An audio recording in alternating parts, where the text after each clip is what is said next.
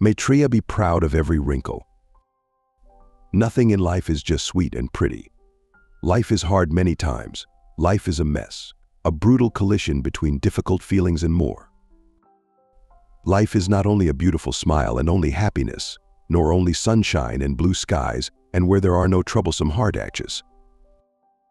It is very easy to buy into the perfect way of living, as if there would be a perfect life, with only happiness and no famine, no war, no hardships of any kind. The ideal life, what is that? The ideal life is that a life where you never die. The ideal life is that when you look young, even if you are 90 years old. The perfect life is that a life where you laugh and have fun all day long. Well, I must say I am sorry to break your magical dream here. Yes, you must have your dreams and your visions, of course. But the reality is, you are born into this life and then you leave. And the time in between, the arrival and the departure, that is the time you are here. This is your very life, and it can be short or long. A perfect surface. Many of you still search for it. It is becoming very common to do surgery to change the surface of your bodies. True happiness comes from the inside. No matter if your teeth or nose are crooked, or no matter how your body looks like, true happiness resides within your heart. Your body is a microcosmos and a piece of the entire universe because you are the universe, a part of it. There is no separation.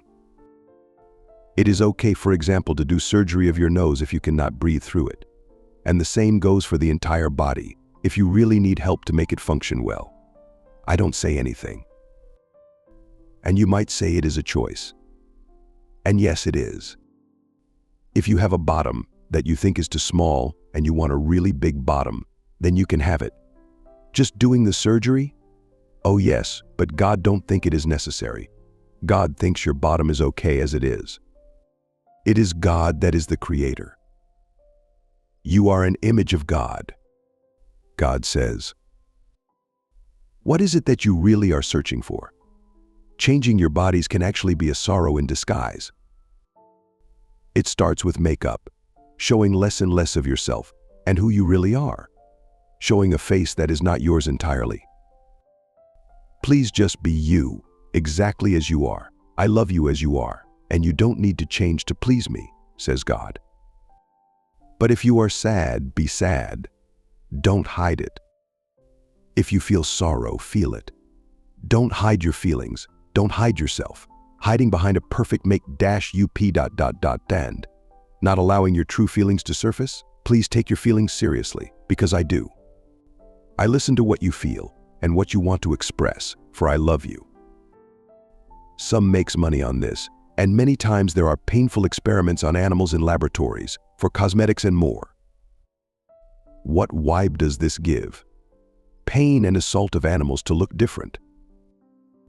In a culture where hiding your feelings and how you truly look is custom, please be proud of every wrinkle and of every tear you shed. Makeup has been worn by many for thousands of years. Both females and males used it. And this need to change, this need to appear different, started a long time ago. I see directly into your heart, and for me all this change is not necessary, but if you think it is important, it is your choice. Taking a bath, combing your hair, brushing your teeth, putting on clean and whole clothes that you feel is comfortable. This is a positive platform to begin from. Feeling beautiful comes from being at peace within, in your heart. Daily healing rituals, lovely morning routines, is something I gladly teach you if you are interested. Just let me know. I love you, beautiful as you are. Maitreya. Archangel Raphael, nothing is reflected anymore. It's time. Love heals everything. Light transforms everything. Grace does everything. A loved person. Bye. Surrender yourself to God with body and soul. Live your life knowing that God is always at your side and that God will guide you to the right decisions. Your soul knows this direct access to God. You have forgotten this fact, but now the memory returns. your soul knows that now is the time to reconnect with God. In the midst of the hustle and bustle of these days, it is time for you to enter the place of peace, this holy place within you where you meet God. You have the choice to internally despair over the events of this time or to grow internally from them. Humanity is moving out of time, and it is doing so by slowly severing ties to this world. More and more people are reorienting themselves and aligning themselves with the light of creation. The old is discarded and the new takes on greater and greater importance. In this way, the old rulers are given less and less attention and supported with less and less energy. People are turning away from them and increasingly turning to their own healing and shared, luminous projects. The quiet inner transformation of human hearts that has characterized the past few years is now taking effect. It is a unique event in the history of a planet of the third dimensional level that everything that was previously valid is stripped off like an old coat. No man's land.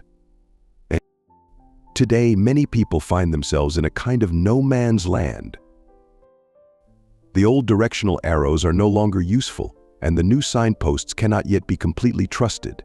Learning to trust the invisible reality inside you is the task that more and more people are facing today.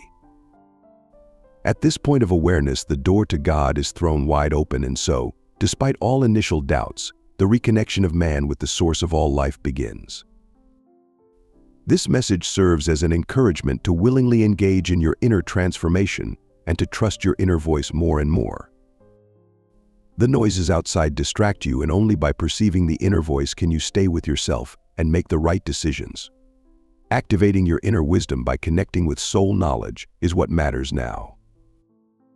That's why I invite you to devote more time to your own spiritual matters until you have completely freed yourself from old influences and until the spiritual channels are open. How to connect with the soul or with God, you ask? By naming, recognizing, and removing the burdens this matrix has placed upon you life after life. Your inner desire for peace, your desire for knowledge of God can only be met in one way: by releasing everything that blocks the clear view of your divinity. And nothing is reflected anymore. Archangel Raphael.